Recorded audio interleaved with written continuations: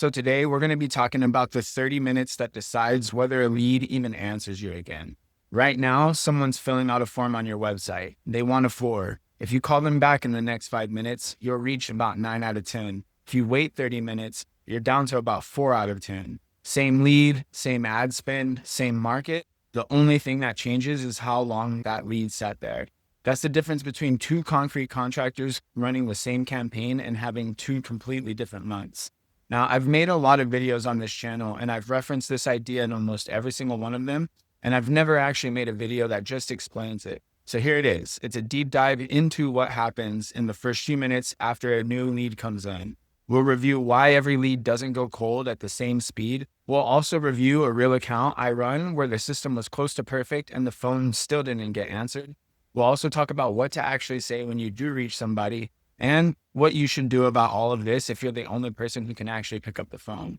Now, when a lead goes quiet, it never feels like a speed problem. It feels like a bad lead. You tell yourself, hey, he was a tire kicker. That lead wasn't serious. They were just price shopping. But look at when people actually answer. Only about 2 out of 10 answer the first time that you even reach out. About half of them answer on the second or third try that you make.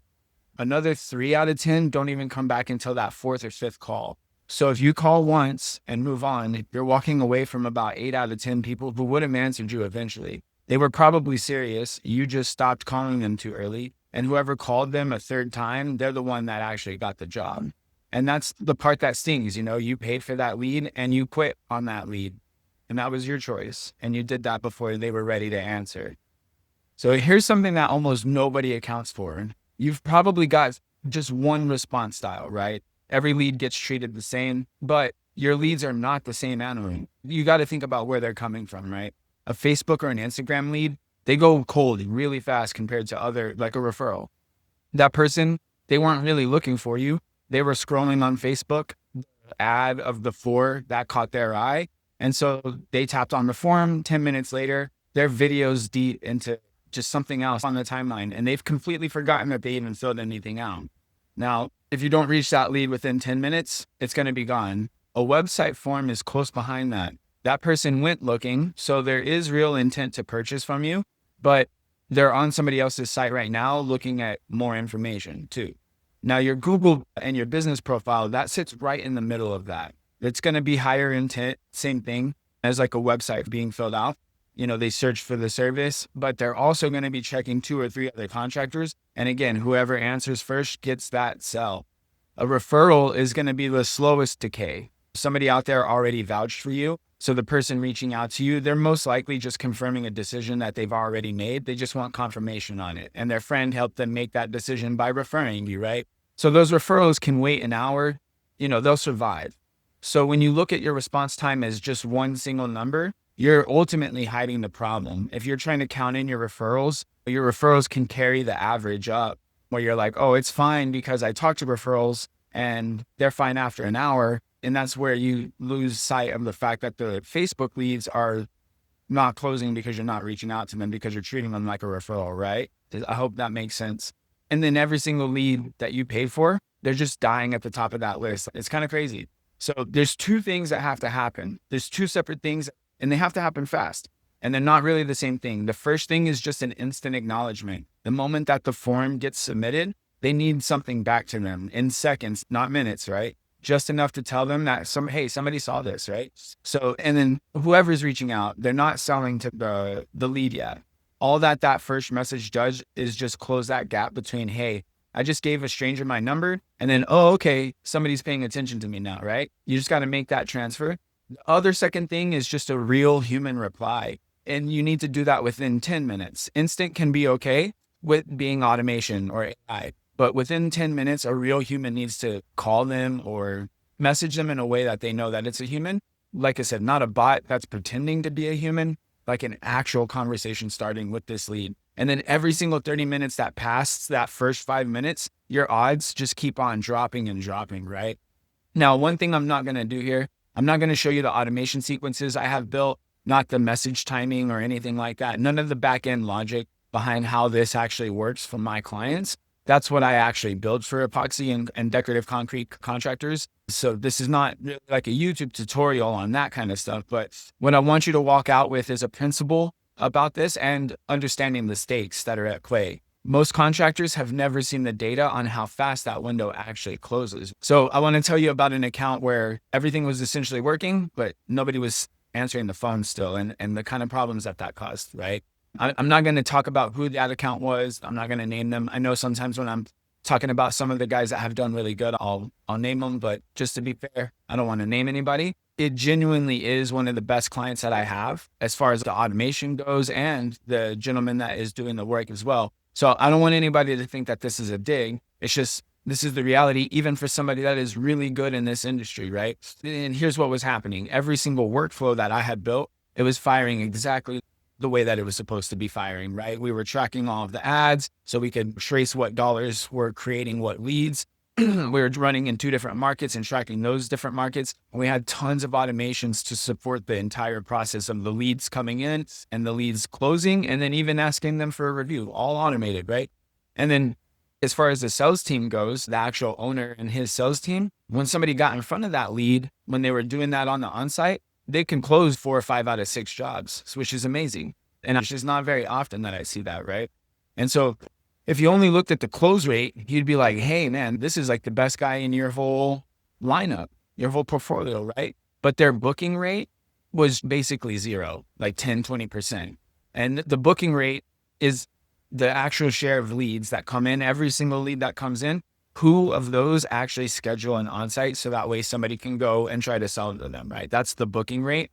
And healthy is 50 to 70%. So like I said, this guy that was top performer, he was at like 10, 20% booking rate. And this was nowhere near the bottom of that range, right? 10% is way lower than 50%. So it's a big problem. And it had nothing to do with the system either. The leads were just sitting there like 40 hours, 50 hours before anybody even tried to contact them. The automations wasn't missing. It was notifying them on that front side, right? Getting them notification, and then we are even following up with them too. But since there's no human stepping in, the leads can usually kind of tell. If they really want to make the purchase, they don't really care. But if they're trying to learn and no human is stepping in, or just completely ignoring them for 40 hours, that can be really rough, right? If nobody's calling them back, they're not going to be too happy about that, but the difference between that notification landing and a human actually picking up the phone is almost 2 full days.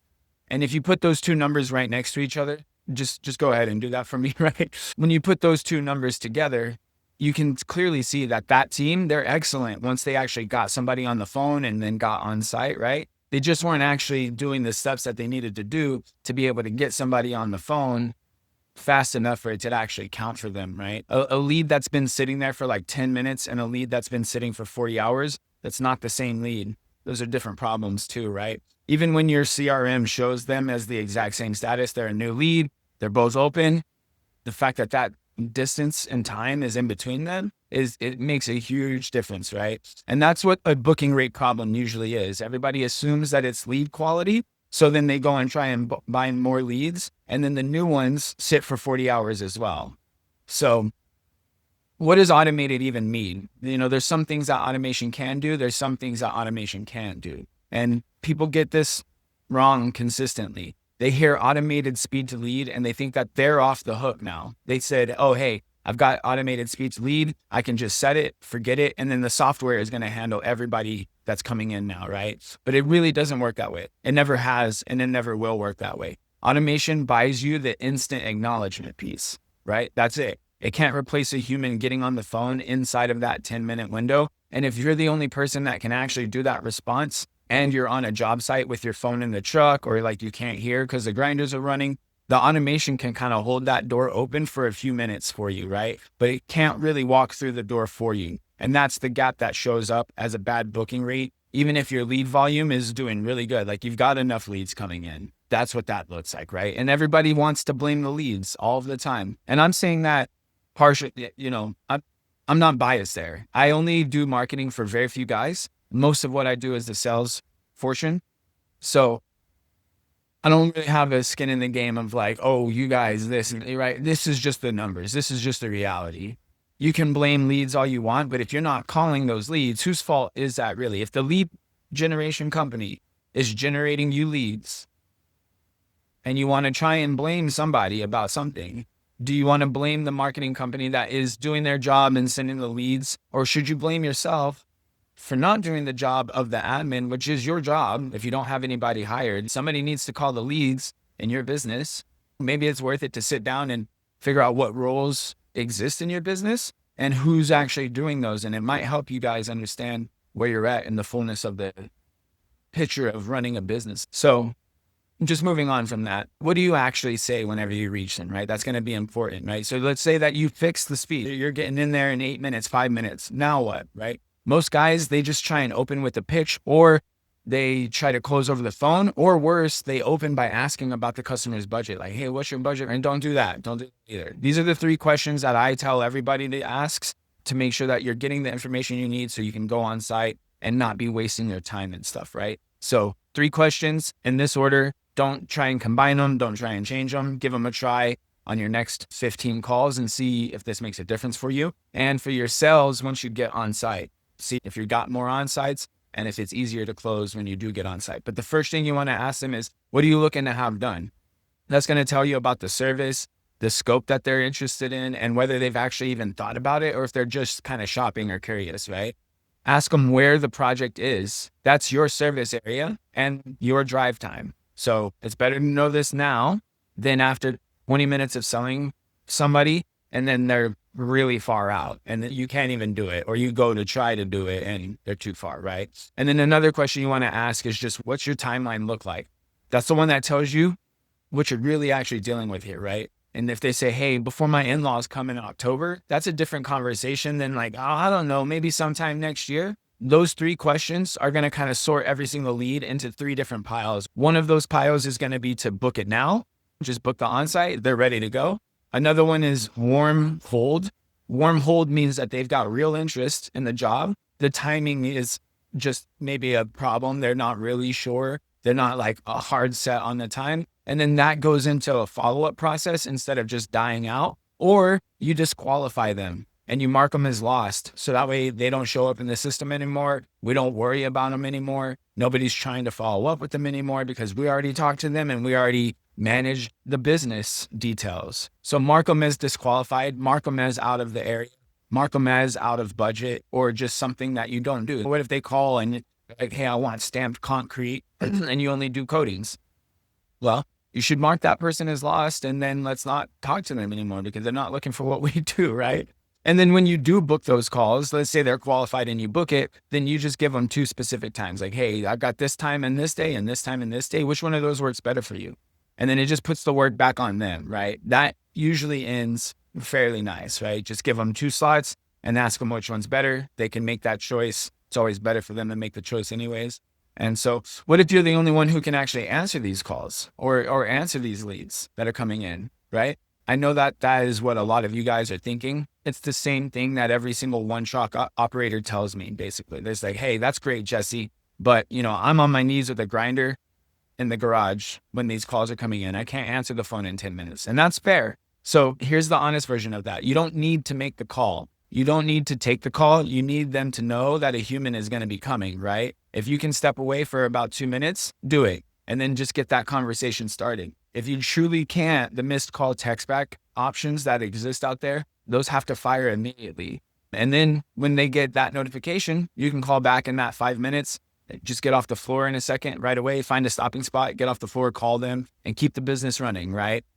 And don't wait until the end of the day, not tomorrow morning. And then here's the harder part. If you're getting enough leads that this is genuinely impossible for you, then that means that you've outgrown the scheduling fix. It's the point where your next hires, they need to be answering the phones, right? You need to hire somebody to answer the phone. If you've already hired somebody, this is the next person to hire. If you haven't hired anybody, you need to hire somebody to answer the phone before you add another installer. Most contractors, they're going to run that backwards, actually. So they're going to put another set of hands to do more of the work that they already can't sell. And that's not good. So the one thing to take away from this, if there's just one thing that sticks, make it stick that these leads, they decay over time, right? 5 minutes gets you the most of the leads, 30 minutes gets you under half, an hour in, you're down to about 1 in 4 leads that you're going to be talking to, right? So lots of loss for just sitting there for an hour. And like I said, most contractors are out there competing on price, on reviews, and ad creative. The guys actually winning are the ones that are just getting back to the people faster. I know that that's boring, but it's still what is actually happening. So how do you find out where you stand? If you're not sure how fast your leads are getting, like a real response right now, if you don't know how fast that is, that's worth finding out. Before you spend another dollar on ads, you really want to make sure you find that out. We do run a free revenue leak audit for established epoxy and concrete contractors. It takes about 15 minutes to fill out, and it'll show you exactly where your speed to lead or the lack of your speed is actually costing you jobs. And I'll leave that link in the description. If this was useful, subscribe, and I'll see you in the next one.